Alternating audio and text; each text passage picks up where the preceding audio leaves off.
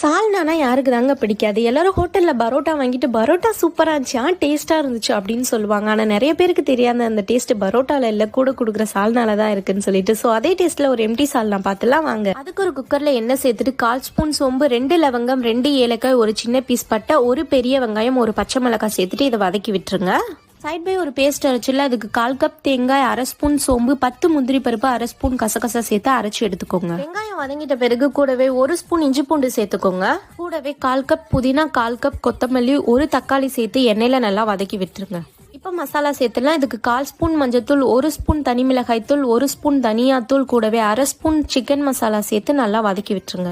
தேவையான அளவுக்கு உப்பு சேர்த்துக்கோங்க. இப்போ நம்ம அரைச்ச பேஸ்ட்டை இது கூட சேர்த்துக்கலாம். சேர்த்துட்டு 1 நிமிஷத்துக்கு கிளறி விட்டு தேவையான அளவுக்கு தண்ணி ஊற்றிக்கோங்க. கடைசியாக உப்பெல்லாம் செக் பண்ணிட்டு குக்கரை மூடி போட்டு 3 விசில் விட்டு எடுத்தீங்கன்னா எம்டி சால்னா ரெடி. கண்டிப்பாக நீங்களும் ட்ரை பண்ணி பாருங்க. Download, share,